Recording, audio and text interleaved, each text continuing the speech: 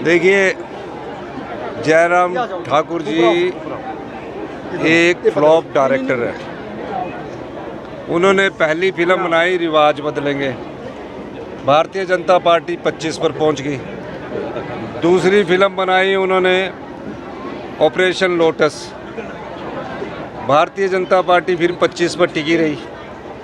तीसरी फिल्म बनाई उन्होंने कंगना मंडी के अंगना, अब उसकी शूटिंग की डेट उन्होंने फिक्स की हुई है, बेचारी हर जगह जा रहे हैं और हमारे को बोल रहे हैं कि फ़िल्म फिर 15 महीने में हमारी फिल्म ब्लॉकबस्टर हुई है।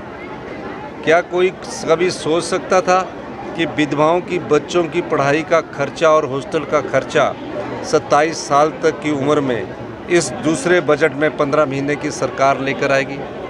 क्या कभी कोई सोच सकता था जिन बच्चों की माता नहीं है, पिता नहीं है, उन बच्चों की पालन पोषण का खर्चा कानून के द्वारा 27 साल तक सरकार लेके आ रहेगी?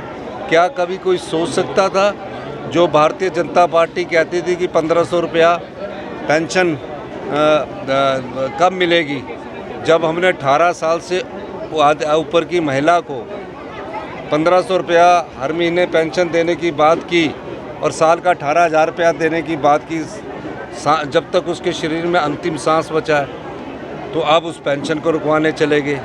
क्या कोई कभी सोच सकता था कि 70 साल से ऊपर के बुजुर्गों को 25 लाख रुपए तक का मुफ्त इलाज की सुविधा हिमाचल प्रदेश की 15 महीने की सरकार देगी? क्या कभी कोई सोच सकता था वही अधिकारी थे कि ओल्ड पेंशन स्कीम से 9,000 जो हमारे रिटायर्ड कर्मचारी उनको फ़ायदा हो रहा है, जिनको 2700 रुपये से 30,000 रुपये मिलती थी, ये जनता तय करेगी 1 जून को।